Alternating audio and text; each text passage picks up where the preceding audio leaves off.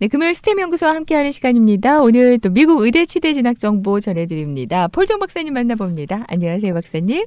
예, 안녕하세요. 폴정입니다. 네, 미국에 이제 의대들이 좋은 의대들이 많은데요. 상위권에 있는 대학들, 하버드도 있고, 존스 홉킨스 대학도 있고, 그렇죠.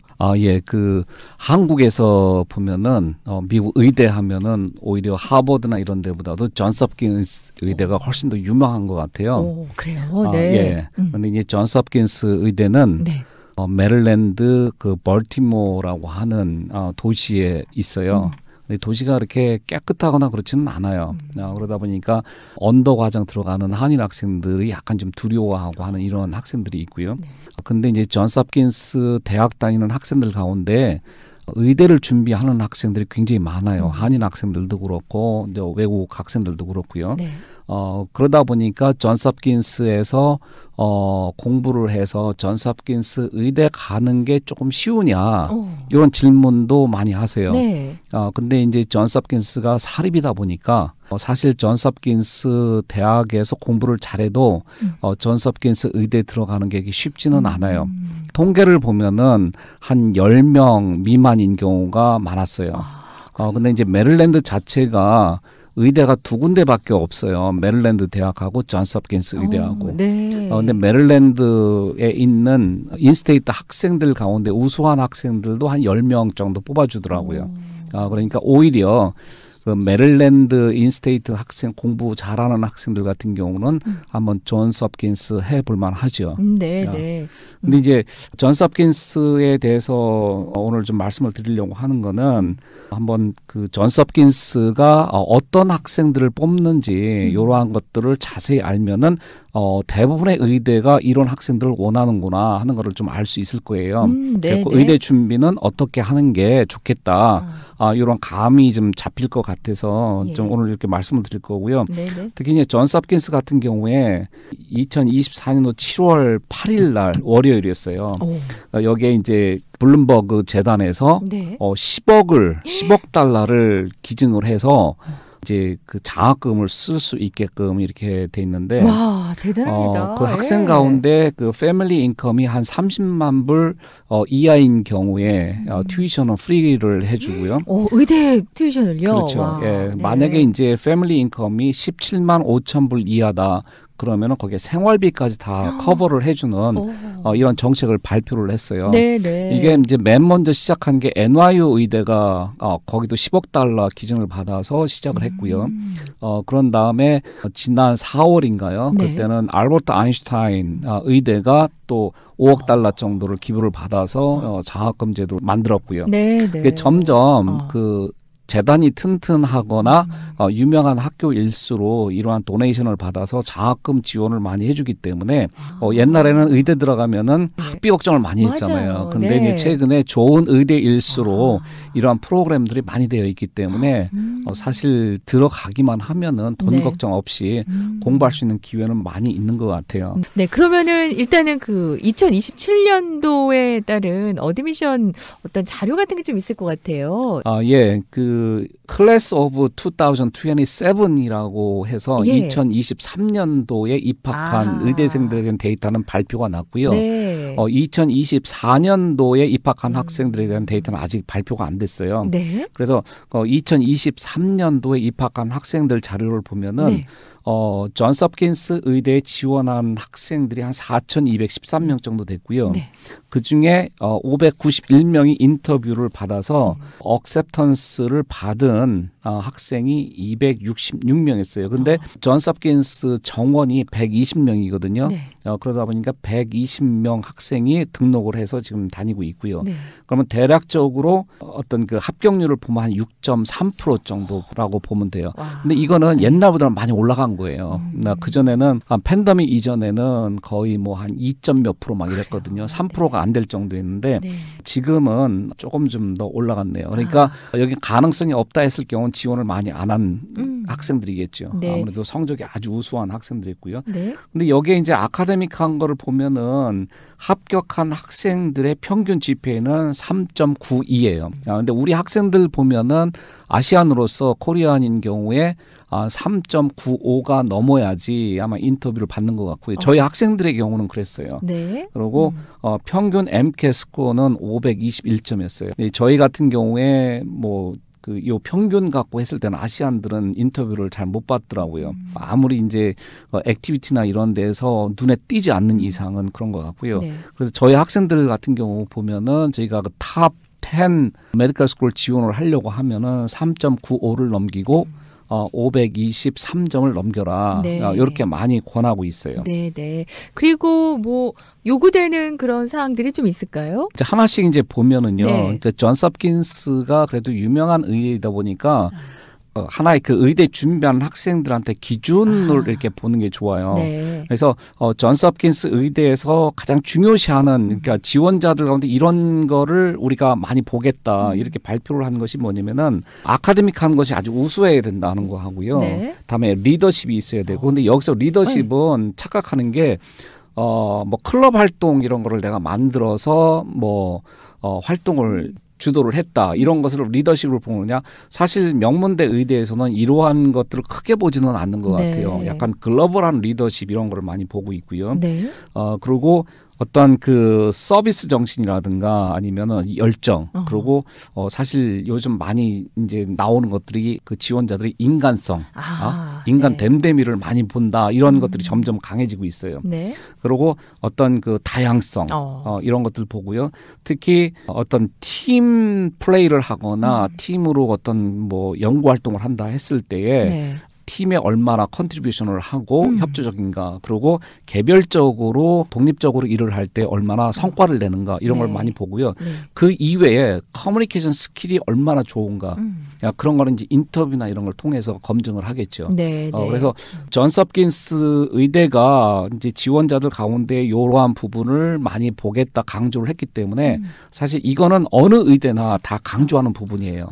네, 네. 그럼 존스 홉킨스 의대가 요구하는 입학에 필요한 그 필수 과목이 있을 텐데 다른 의대와 좀 다른 것들이 있나요? 존스 홉킨스 같은 경우에 조금 다른 경우는 인문학 과목을 24학점 이상을 들어라.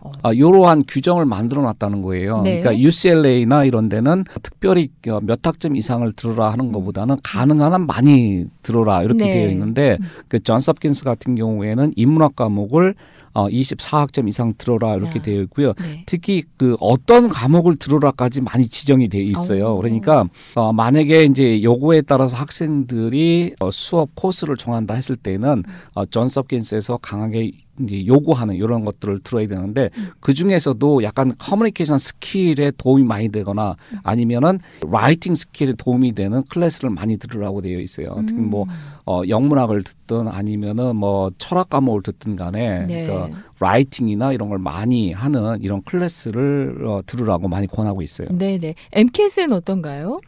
MCAT은 점수는 뭐 충분히 520점은 넘겨야 되지만 그 유효 기간이 일반적으로 보면 의대에서는 한 2년 유효한 것을 요구하는 학교들이 한 40% 되고요. 네. 3년을 요구하는 학교도 한 40% 돼요. 근데 존스 홉킨스 같은 경우에는 3년을 요구를 해요. 근데 이제 얘네들이 표현된 거는 뭐냐면 입학할 때까지 4년이 너무 안 된다 이렇게 되어 있어요. 그러니까 지원 당시에는 3년이 돼도 받아주겠다는 거죠. 네. 커뮤니티 컬리지에서 이 수업을 들었을 경우 존스 홉킨스에서도 인정을 해줄까요?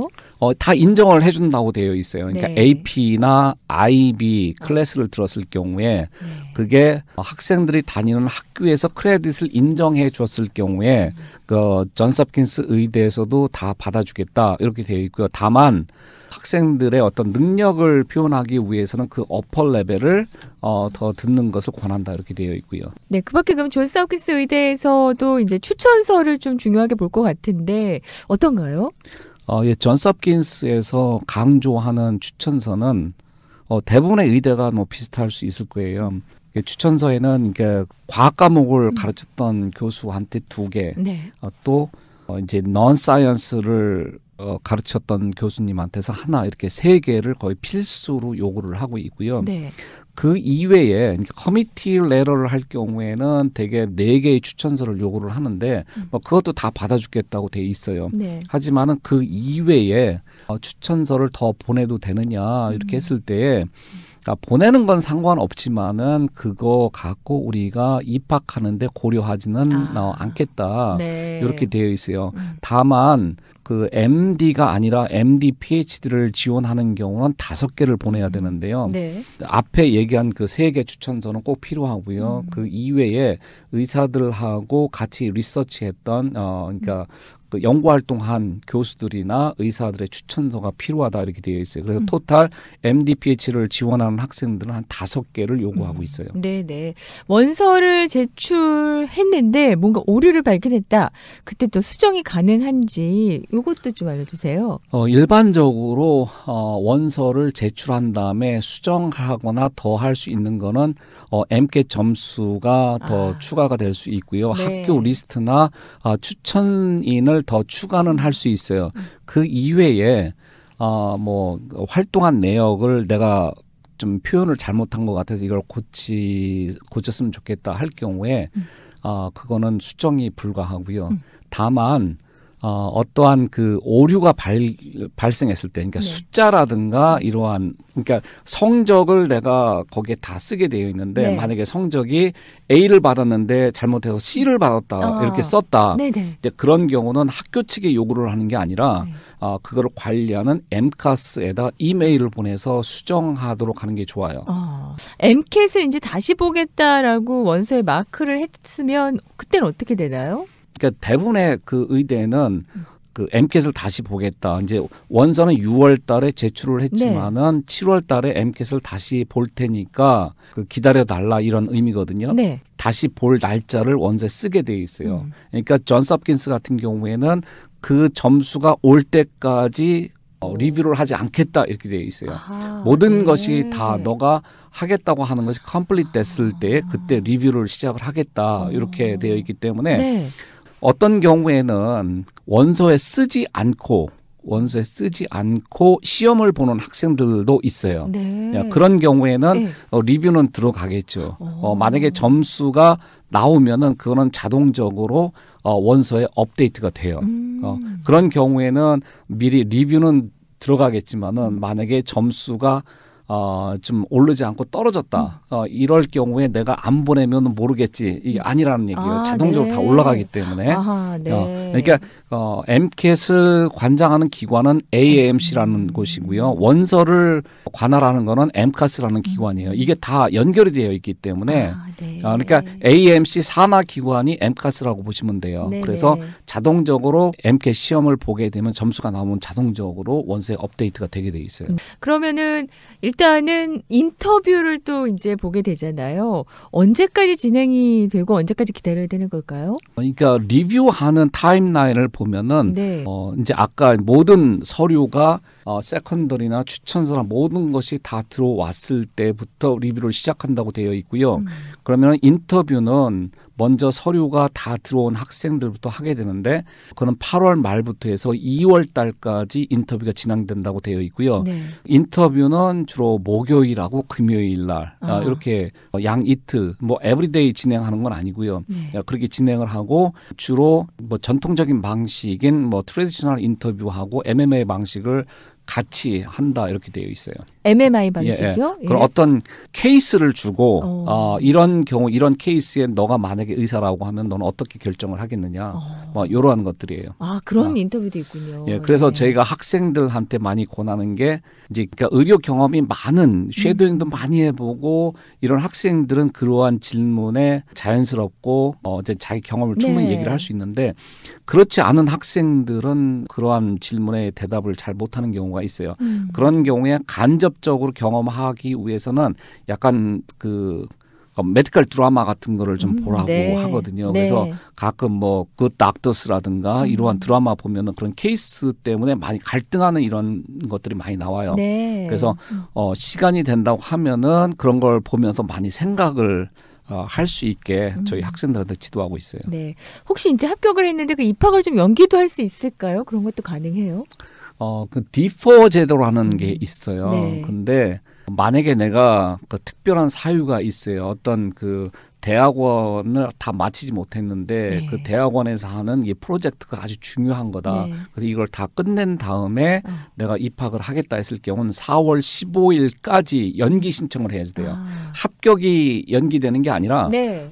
휴학을 결정을 하는 하려고 거군요. 하면은 네. 4월 15일까지 서류를 제출을 해서 내가 이러이러한 문제 때문에 한 1년 정도 입학을 늦출 수 있겠느냐 이렇게 양해를 얻어야 돼요. 네, 네. 다른 케이스는 안 되고요. 그런 뭐 프로젝트가 있다거나 뭐 이런 걸 때만 되는 거예요? 그렇죠. 예. 어떤 특별한 프로그램이 진행되고 있는데 이거를 의대 입학하는 것 때문에 중단할 네. 수 없다 하는 거를 증명을 해야지 되고요. 네. 이제 단순히 너무 어려워서 네. 좀 쉬었으면 좋겠다 이런 경우는 허가가 안 나요. 그렇군요. 그리고 일부는 이제 트랜스퍼하는 제도가 있는데 네. 그런 명문상 있지만은 거의 불가능한 걸로 되어 있고요. 네. 일부 비지팅 스칼러 이런 경우에는 일부는 받아주는 것 같아요. 네, 네. 오늘 이제 존스 홉킨스 의대에 대해서 입학을 어떻게 하고 준비해야 될 걸 좀 말씀해 주셨는데 이 기반으로 다른 메디컬 스쿨도 좀 비슷하겠죠? 거의 비슷하거나 존스 홉킨스가 약간 좀 더 까다롭다고 보시면 돼요. 네, 네. 이게 다 시간 제약 때문에 다 말씀을 못 드렸지만은 필수 과목에 대해서 존스 홉킨스에서는 아주 자세히 언급이 되어 있어요. 그러니까 만약에 뭐 케미스트리를 듣는다 했을 경우는 어디를 중점적으로 공부를 해라 이런 거 다 언급되어 있기 때문에 존스 홉킨스 관심이 있는 학생들은 사이트 들어가서 자세히 보면 될 것 같고요. 네. 특히 하나 이제 인터내셔널 학생들 같은 경우 존스 홉킨스가 인터내셔널 학생들 한 10명 정도를 뽑아요. 꽤 많이 뽑고 네. 또 MD, PhD도 한 15명에서 20명 정도 뽑기 때문에 이제 그런 거 고려를 할 필요가 있고요. 그리고 인터내셔널 학생들 같은 경우에는 만약에 이제 한국에서 대학을 나왔다 했을 경우에 1년 이상은 미국에서 대학을 나와야 된다는 규정이 있고요. 네. 또 하나는 영어가 좀 잘한다는 걸 보여주기 위해서 토플 점수를 일정 점수 이상을 받아서 제출을 해야지 돼요. 오늘 존스 홉킨스 의대에 대한 또 정보를 좀 전해드렸는데요. 보다 더 자세한 정보를 원하시는 분들, 다른 의대에 대해서도 궁금하신 분들, 스템 연구소에 문의하시면 좋을 것 같습니다. 스템 연구소는 714-264-2244번 대표번호고요. 또 웹사이트 스템 연구소를 통해서 한국에서도 다 정보를 함께 하실 수 있습니다. 오늘 폴정 박사님이셨습니다. 고맙습니다. 예, 감사합니다.